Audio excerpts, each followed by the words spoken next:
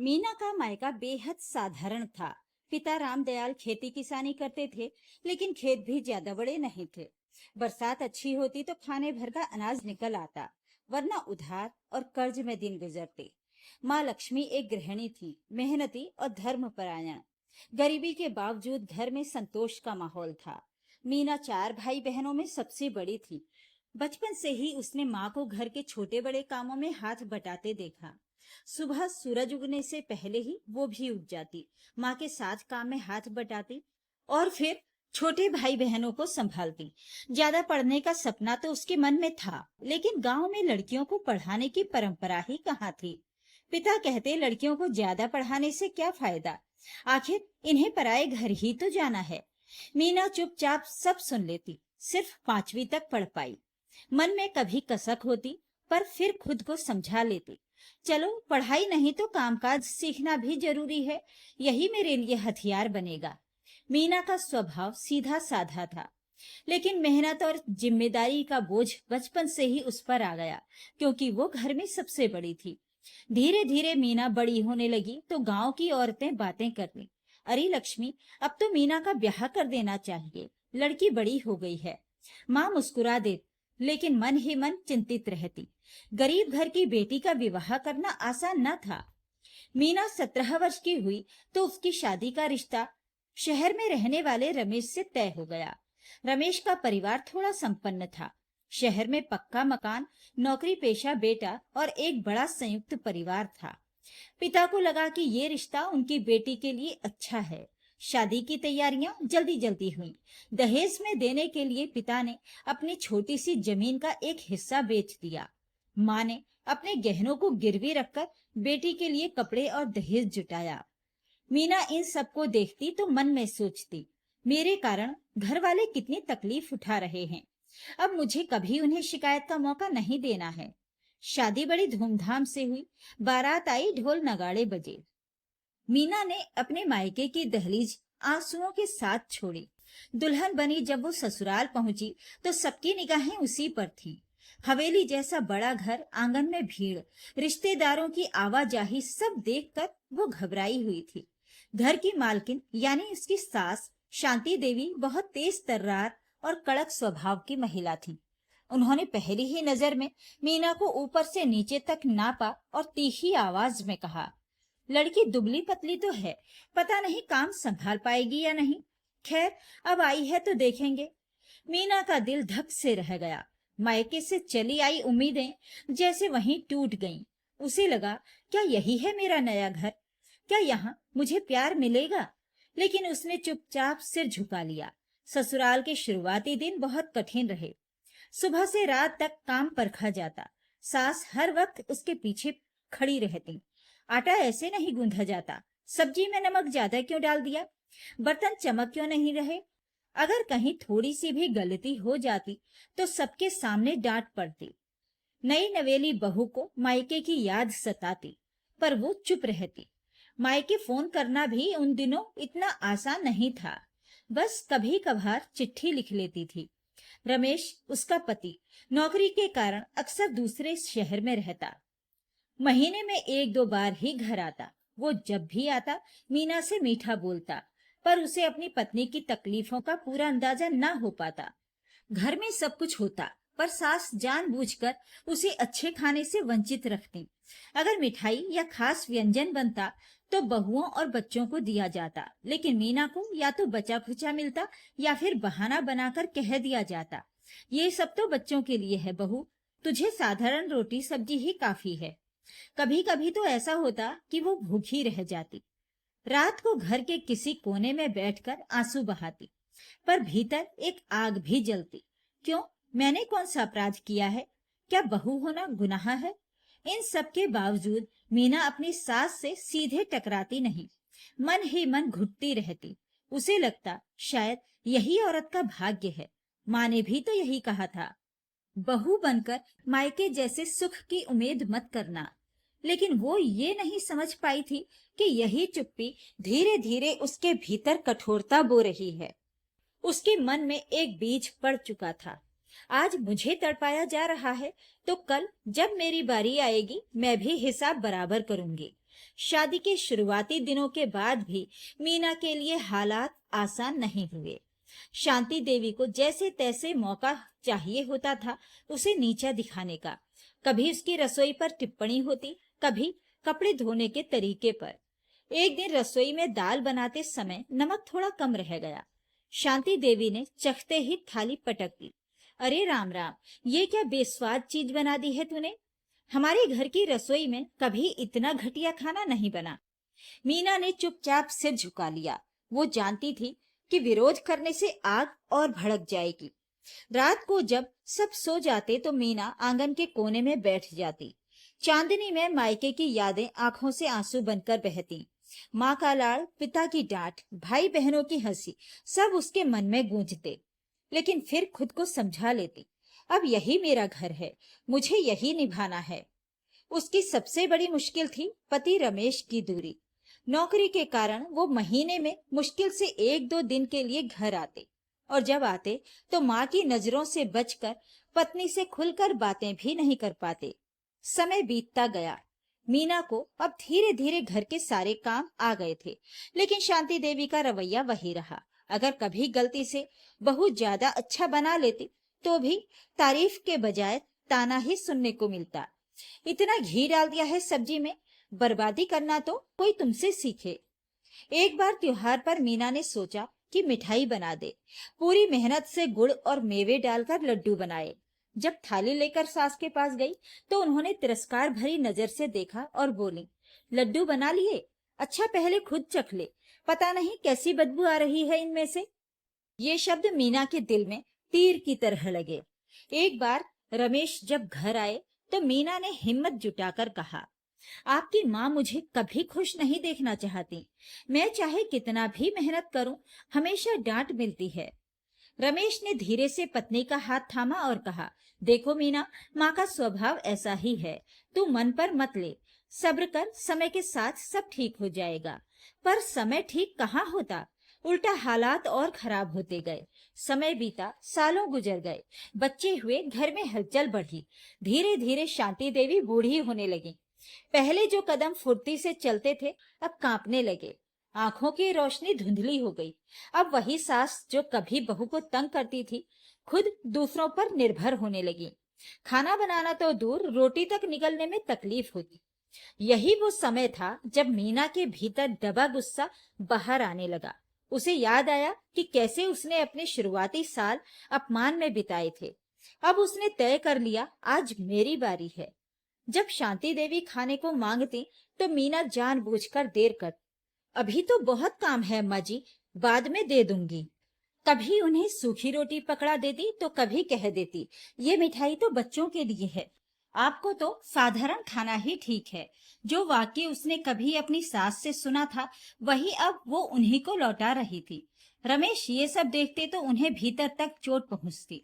एक दिन उन्होंने पत्नी से कहा, मीना ये ठीक नहीं है, माँ ने भले ही तुझे तड़पाया हो पर तू क्यों वैसा कर रही है? अगर हम भी वैसा ही करेंगे तो फर्क क्या रहेगा? मीना ने गुस्से से जवाब दिया, तो क्या करूं, जो उन्होंने मेरे साथ किया क्या वो भूल जाऊं? मैंने भी तो सहा था सब। रमेश ने दुखी होकर कहा, सहन करना और बदला लेना दोनों अलग बातें हैं। एक दिन याद रख, जैसा तू कर रही है कल तेरे बच्चे भी वही देखेंगे और वही करेंगे। उस दिन तुझे भी दर्द होगा। मीना ने बात को अनसुना कर दिया। उसे लगा कि पति हमेशा अपनी माँ का पक्ष लेते हैं। कुछ साल बाद शांति देवी का निधन हो गया। उनकी मृत्यु भी उतनी ही पीड़ादायक थी जितना उनका बुढ़ापा। बिस्तर पर पड़े पड़े उन्होंने कई बार बहू से पानी मांगा। पानी तो मिला लेकिन देर से मिला। कभी भूख से रोई पर खाना देर से मिला। अंतिम समय में उन्होंने मीना को देखा और सिर्फ इतना कहा, बेटी जो तू कर रही है एक दिन तेरे सामने भी आएगा। मीना ने उन बातों को गंभीरता से नहीं लिया, बल्कि उसके मन में एक अजीब सी तसल्ली थी कि चलो हिसाब बराबर हो गया। पर वो ये भूल गई कि यही हिसाब भविष्य में उसके साथ भी चुकता होना था। शांति देवी के गुजरने के बाद घर की पूरी जिम्मेदारी अब मीना के कंधों पर आ गई। 4 बेटे और 2 बेटियों का बड़ा परिवार था। पति रमेश नौकरी में व्यस्त रहते, महीने में कभी कभी ही घर आते।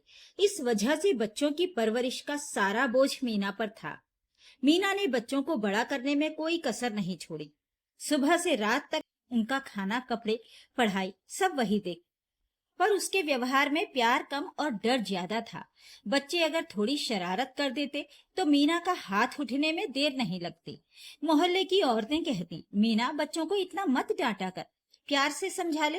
लेकिन मीना कहती, डांटूंगी नहीं तो सिर चढ़ जाएंगे, मेरे पास इतना वक्त नहीं है कि बार बार समझाऊं।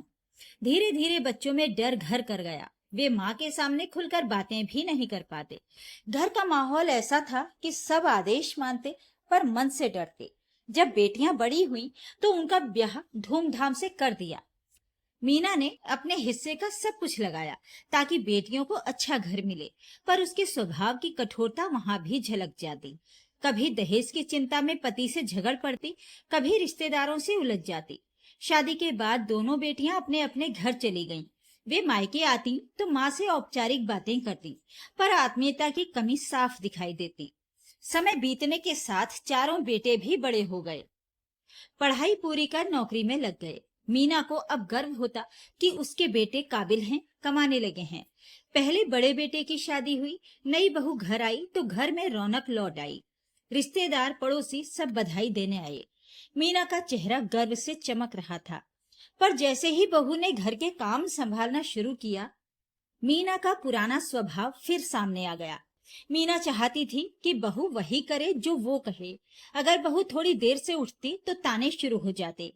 आज सूरज पश्चिम से निकला क्या? बहू अभी तक सो रही है।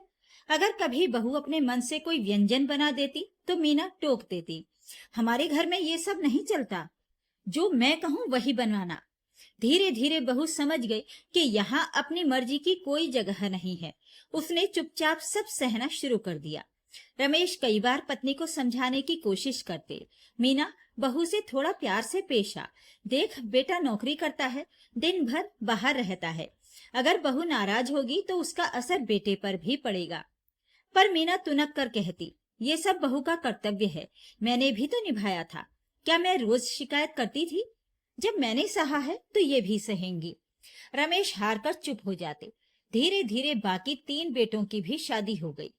घर बड़ा परिवार बन गया। अब 4 बहुएं थी। पोते पोतियों की किलकारियां गूंजने लगीं। बाहर से देखने वालों को लगता, वाह कितना खुशहाल परिवार है, पर अंदर की हकीकत अलग थी। मीना का डर पूरे घर में था। बहुएं उससे नजर मिलाने से भी कतराती। सब उसकी डांट से बचने की कोशिश करती। अगर कभी कोई बहू बीमार पड़ जाती तो मीना कहती, बीमारी बीमारी कुछ नहीं होती, जरा सा काम क्या करती हैं कि थक जाती हैं। ये सुनकर बहुएं मन ही मन दुखी होती, पर बोलती नहीं। पोते पोतियां धीरे धीरे बड़े हो रहे थे। वे दादी से डरते नहीं बल्कि उनका मजाक उड़ाते। हमारी दादी तो बम है, इनके पास कौन जाएगा? दादी से तो यमराज भी डरते हैं। बच्चों की ये बातें मीना सुन लेती, पर हंसकर टाल देती। उसे लगता कि ये सब शरारत है, पर असल में ये उसके व्यवहार की ही प्रतिक्रिया थी। मीना का रूखा स्वभाव सिर्फ बहुओं तक ही सीमित नहीं था। रिश्तेदार भी धीरे धीरे उससे कटने लगे। कोई उसके घर आता तो वो खर्चे का हिसाब लगाने लगती। कोई मेहमान ठहर जाए तो उसे बोझ समझती। धीरे धीरे रिश्तेदारों ने आना जाना कम कर दिया। त्योहारों पर भी सिर्फ औपचारिक फोन या चिट्ठी रह गई। रमेश अक्सर कहते, मीना रिश्ते सिर्फ खून से नहीं प्यार से निभते हैं। अगर मिठास नहीं होगी तो लोग दूर हो जाएंगे।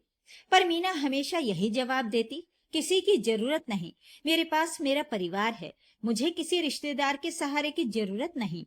मीना के जीवन में सबसे बड़ा सहारा उसके पति रमेश थे। भले ही वो अक्सर नौकरी के कारण बाहर रहते थे, लेकिन जब घर आते तो पत्नी को समझाने, उसका गुस्सा शांत करने, रिश्तों की अहमियत बताने की कोशिश करते रहते। मीना उन बातों को मानती नहीं थी, लेकिन भीतर कहीं ना कहीं उसे पता था कि रमेश उसके जीवन का संतुलन है। समय का पहिया घूमता रहा। रमेश अब रिटायर हो चुके थे। अचानक एक दिन सीने में दर्द उठा और डॉक्टर ने कहा, दिल का दौरा पड़ा है। अस्पताल ले जाया गया, लेकिन जिंदगी ने साथ छोड़ दिया। मीना के पैरों तले जमीन खिसक गई। जिसने जीवन भर हर परिस्थिति में उसका साथ दिया, आज वही साथ छूट गया। उस दिन उसे पहली बार एहसास हुआ कि असल अकेलापन क्या होता है। पति की मृत्यु के बाद घर का माहौल बदलने लगा। पहले मीना की कठोरता के बावजूद परिवार में एक संतुलन बना रहता था, क्योंकि रमेश बीच बचाव कर लेते थे। अब वो दीवार टूट चुकी थी। बेटे अपनी अपनी जिम्मेदारियों में उलझ गए। बहुएं अब मीना को और बोझ समझने लगी। पहले भी उनसे लगाव नहीं था, अब तो पूरी तरह से दूरी बना ली। मीना चाहती कि कोई उसके पास बैठकर 2 घड़ी बात करे, उसका दुख बांटे, पर सब व्यस्त थे। बहुएं कहती, हमें बच्चों को देखना है, घर का काम है, नौकरी है, हमारे पास बैठने का वक्त कहाँ। बेटे सुबह नौकरी पर जाते और देर रात लौटते, माँ से हालचाल पूछने की औपचारिकता तक न निभाते। धीरे धीरे मीना ने महसूस किया कि अब घर में उसके लिए खाना भी एक बोझ बन चुका है। पहले वो सबके लिए तरह तरह के व्यंजन बनाती थी, अब बहुएं उसके लिए सिर्फ सूखी रोटी और थोड़ी सी सब्जी प्लेट में रख देती। कभी कभी तो खाना ठंडा और बासी होता। थाली इस तरह सामने रख दी जाती जैसे किसी जानवर के सामने डाल दी हो। मीना के मन में दर्द उठता। ये वही घर है जहां मैंने बरसों राज किया, जहां सब मेरी उंगली पर नाचते थे। आज उसी घर में मैं बोझ बन गई हूँ। पोते पोतियां अब बड़े हो गए थे। वे दादी के साथ मजाक करते, लेकिन उस मजाक में सम्मान की जगह तिरस्कार छुपा होता। दादी माँ के पास मौत भी नहीं आती। यमराज भी डरते होंगे कि ये हमें ही खा जाएंगी। बच्चों की ये बातें सुनकर मीना का दिल छलनी हो जाता, पर वो बोल नहीं पाती। उसकी आंखों में आंसू आ जाते, लेकिन घर में किसी को फर्क नहीं पड़ता। पति के निधन के बाद मीना चाहती थी कि रिश्तेदार आकर उसका दुख बांटें, लेकिन उसके कड़े स्वभाव ने पहले ही सबको दूर कर दिया था। अब कोई भी घर नहीं आता। त्योहारों पर बस औपचारिक फोन आ जाता, वो भी बेटों के नाम पर, न कि मीना के लिए। मीना समझ जाती कि अब उसकी अहमियत खत्म हो चुकी है। रात के समय जब सब सो जाते, मीना आंगन में अकेली बैठती। चांदनी उसे उसके पुराने दिन याद दिलाती। कैसे वो कभी अपने बच्चों के पीछे भागती थी, कैसे त्योहारों पर घर में रौनक होती थी। अब वही घर उसे काटने दौड़ता था। चारों तरफ लोग थे, लेकिन उसके लिए कोई नहीं था। उसके मन में पति की बातें गूंजती थी। मीना प्यार बोएगी तो प्यार ही पाएगी, नफरत बोएगी तो नफरत ही लौटेगी। अब उसे लगता कि पति सही कहते थे। उम्र ढल रही थी, शरीर कमजोर होने लगा था, हाथ पांव कांपते, आंखें धुंधली हो गईं। एक दिन अचानक बुखार आ गया। बहुओं ने अनमने ढंग से डॉक्टर को दिखाया, पर सेवा शुश्रूषा कोई नहीं करता। दवा लाकर रख दी जाती, पर कौन देखेगा कि उसने खाई भी है या नहीं। मीना को एहसास हुआ कि अब वो दूसरों पर निर्भर हो चुकी है। वही हाल हो रहा है जो कभी उसने अपनी सास के साथ किया था। अब बहुएं अपने अपने फोन और ससुराल की चकाचौंध में खोई थी। मीना चुपचाप अपनी खिड़की से बाहर देखती रहती। उसे लगता मानो समय उसके लिए थम गया है, जबकि बाकी दुनिया आगे बढ़ चुकी है। धीरे धीरे मीना की तबीयत और बिगड़ने लगी। उसे गठिया हो गया, जिससे चलना फिरना मुश्किल हो गया। हाथों की पकड़ ढीली पड़ने लगी। कई बार पानी पीने के लिए गिलास उठाती तो हाथ कांप जाता और गिलास गिर पड़ता। बहुएं ताना देती, अम्मा जी अब तो आपके अलग ही बर्तन रखने पड़ेंगे, हर समय गंदगी फैलाती रहती हो। ये सुनकर मीना के भीतर घुटन और बढ़ जाती। दिन बीतते गए, बड़ी पोती की शादी तय हुई। घर में हलचल मच गई, रिश्तेदार बुलाए जाने लगे, सजावट शुरू हो गई। मीना चाहती थी कि शादी में उसकी भी भूमिका हो, लेकिन उसे किनारे कर दिया गया। अम्मा जी आप बस आशीर्वाद दे दीजिए, बाकी हम सब संभाल लेंगे, बहुएं कह देती। वो अपनी ही पोती की शादी में मेहमान जैसी हो गई। एक दिन अकेले कमरे में बैठकर रो पड़ी। क्या सचमुच मेरा अपना इस घर में अब कोई नहीं रहा? शादी की चहल पहल के बीच मीना को अपने जीवन की परछाइयां दिखने लगी। उसने सोचा, क्या मैंने जैसे अपनी सास को तिरस्कृत किया था, आज वही तिरस्कार मुझे मिल रहा है? क्या ये उसी कर्म का फल है? पति की बातें याद आईं। मीना रिश्ते बोझ नहीं, आशीर्वाद होते हैं। अब उसे समझ आ गया कि उसने रिश्तों को कभी सचमुच संभाला ही नहीं। उसने बस अधिकार जताया, पर स्नेह नहीं दिया। मीना की आंखों से आंसू बह निकले। पहली बार उसे लगा कि जीवन का सबसे बड़ा सत्य यही है, जो बोओगे वही काटोगे। एक दिन मीना की सहेली लीलावती मिलने आई। उसने मीना को एक छोटा सा पूजा का आसन और गीता की किताब दी। मीना, अब अपने दिन भगवान को याद करने में लगाओ। बच्चों से मोह छोड़ दे, मोह ही दुख का कारण है। मीना ने पहली बार दिल से आसन पर बैठकर भगवान को याद किया। उसकी आंखें बंद हुईं और भीतर एक शांति का अनुभव हुआ। वो सोचने लगी, शायद अब मेरी बची हुई उम्र रिश्तों से उम्मीद करने के लिए नहीं, बल्कि अपने भीतर झांकने के लिए है। एक रात मीना कमरे में अकेली लेटी थी। हल्की ठंड पड़ रही थी। उसने अपने ऊपर चादर खींचने की कोशिश की, लेकिन हाथ कांप गए। चादर जमीन पर गिर गई और वो उठाने के लिए बिस्तर से उतरने लगी। पैर डगमगा गए और वो जोर से जमीन पर गिर पड़ी। दर्द से चीख निकल गई। बहुएं दौड़ कर आईं, लेकिन उनके चेहरे पर घबराहट कम और झुंझलाहट ज्यादा थी। अम्मा जी, आपको कितनी बार कहा है अकेले उठना मत, फिर भी? अब डॉक्टर बुलाना पड़ेगा। मीना को स्ट्रेचर पर डालकर अस्पताल ले जाया गया। डॉक्टर ने बताया, इनकी हड्डी टूट गई है, उम्र ज्यादा है, ध्यान रखना होगा। अस्पताल में 3 दिन तक मीना को अकेले ही रहना पड़ा। बेटे बेटियां नौकरी और कामकाज में उलझे रहे। बहुएं भी ज्यादा देर तक बैठना नहीं चाहती थी।